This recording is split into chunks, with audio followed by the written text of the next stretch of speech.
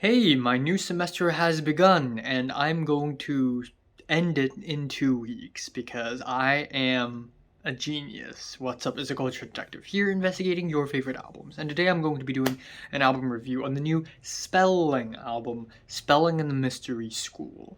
So, Spelling, aka Christia Cabral, is a. Okay, my laptop just crashed again. I love it. I love it when that happens, I really do. So, Spelling is a Californian art pop singer songwriter, and she is back with a new album. A couple years ago in 2021, she released The Turning Wheel, which got its big explosive fame because of Anthony Fantano. I listened to it, and while I don't think it is a 10 out of 10, it is really close to a 10 out of 10 in my opinion, because the songs off of The Turning Wheel is like a blend between very well written art pop and witchcraft music. It's so elegant, quirky, weird, and wonderful. It's truly something unique.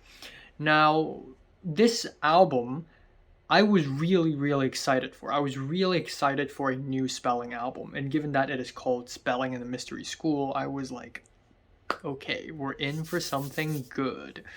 Turns out, not really, because this album is essentially a bunch of revisions of Spelling's old songs off of The Turning Wheel, Maisie Fly, which is her previous album, and also the previous album before that. All of the songs on this album are essentially cover songs, I guess, in a sense. So yeah, we also have tracks from Maisie Fly, which I'm not super familiar with, but the tracks off of Maisie Fly are generally more electronic, more dark wave inspired. This time around, with the revisions of the songs, they are more organic and rock oriented. So starting off, we have Walk Up to Your House, and the rock rendition of this track generally elevates this track and makes it sound a lot better. I love the dramatic strings, but the build-up is very spacey and very slow, and the instrumentals are a little bit loose. Following that, we have Under the Sun, which I think is one of the best tracks off of the album. It is a fiery, driving rock track with swirly strings, steady drums, and stern pianos. On top of that, we got these kooky instrumental breakdowns in the middle of the track, which really makes this single pop out. Following that, we have They Start the Dance with the vocal delay effects, while structurally this track is kind of loosened here and there. I really like the swelling strings at the end. They really bring the track to a climax, and this track still remains very eerie and atmospheric. And Cherry, on the other hand, is pretty one note in my opinion. The guitars pretty much stay in the same low pitched, deep range at the very bottom, and then we get these breathy vocals, which are really cool, but I don't think they complement the guitars really well. Haunted Water, on the other hand, is a really good track in my opinion. This track is essentially a slow build-up to something kind of cinematic.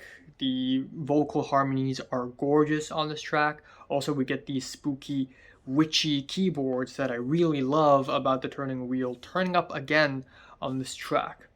Hard to Please Reprise is a bright and blissful rendition of the original track, which is off Maisie Fly, and it's a really nice listen to. I think it's one of the best tracks on the album, not really, but I still think this is a very interesting new direction that Spelling is going for the tracks off of Maisie Fly.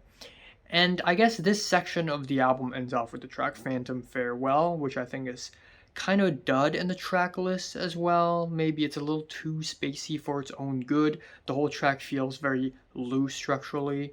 Finally, we have the last four tracks of the album, and I call this section the Turning Wheel section because Spelling essentially picked four tracks off of the Turning Wheel and basically did a revision on these four tracks.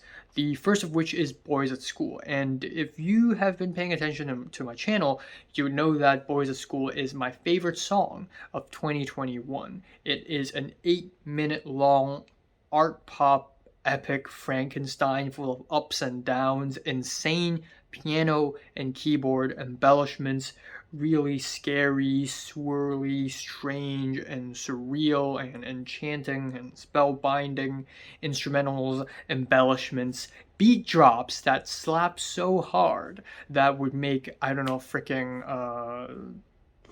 I don't know who else, Skrillex would be embarrassed. So, yeah, Boys at School, new rendition.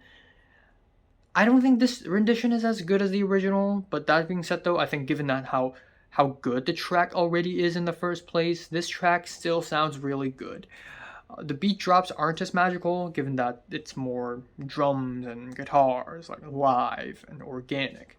It just doesn't have that strange, ooh, I'm floating in the air kind of magicness and magicality, but still it's really good. And then we have Always, which is again, given how organic and rock oriented this album is, this track feels like a live performance of the track, which I really like. It's really clean, really lovely. I love the piano bits as well.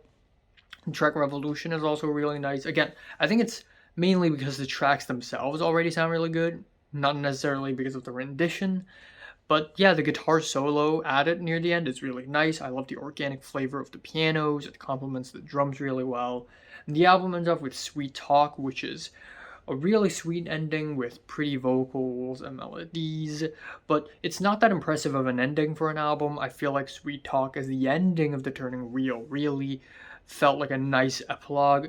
On this album, it just felt like Epilogue 2.0.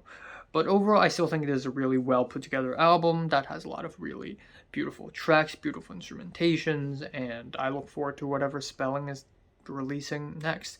I am giving the new Spelling album, Spelling in the Mystery School, a 7 out of 10. So if you listen to the new Spelling album, comments below, let me know, subscribe you one more, and thanks for watching.